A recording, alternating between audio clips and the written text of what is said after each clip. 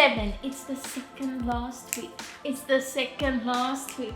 It's the second last week. We're getting to the last stretch now. The pressure's on. Not really. Let me tell you why. In audio 2, we learned about analog and digital mixes.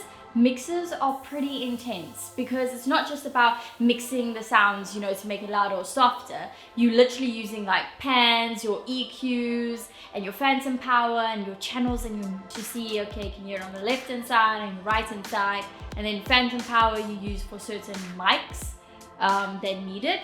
Like dynamic mics don't really need phantom power. So in Dig Audio, we learned about more hardware, but it was basically an overview on what operating system would fit perfectly. Mac versus PC. Mac was always number 1. It's now level playing fields. As you can see, I'm using a PC laptop and my stuff is sounding great.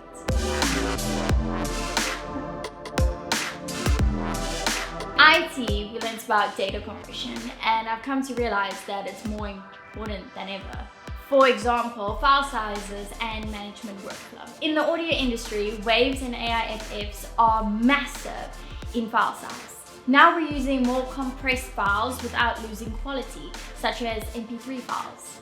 For post-production, it's ideal to use compressed files to fit audio files and video files on a DVD. And for broadcast, it helps minimize bandwidth needed. So MP3s offer a higher perceived quality at a lower bit rate, so more bang for your buck. In Digital Audio Workstation, we learned about Pro Tools session management and markers. From labeling your tracks, to deleting and unusing tracks, to rearranging them, and also color track coding. This helps if you're working on massive projects. Gaston broke it down perfectly to basically simplify our lives. It's just about having more time to be a better producer and less on trying to find a sound effect hidden somewhere inside the project where you didn't label it properly. I'm absolutely loving this module because I'm literally learning life skills by being more focused and diligent in all types of management.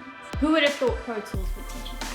Afterwards, we got a pop quiz. Yeah. But it was cool because I killed it again. In business this week, we learned about roles. The composer, the author, the arranger.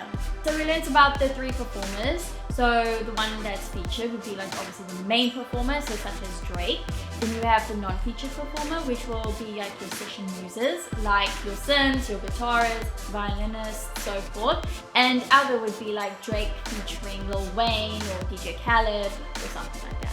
The producer, he has technical skills and has quality control, so he would be recognized as the non-feature. The sound engineer operates the equipment and knows the equipment, but he's always under instruction by the producer. Sometimes the sound engineer and the producer are the same person. So week 8 is coming up, guys. How do you think I did? I'm a little stressed. I'm kidding. Your girl's got it.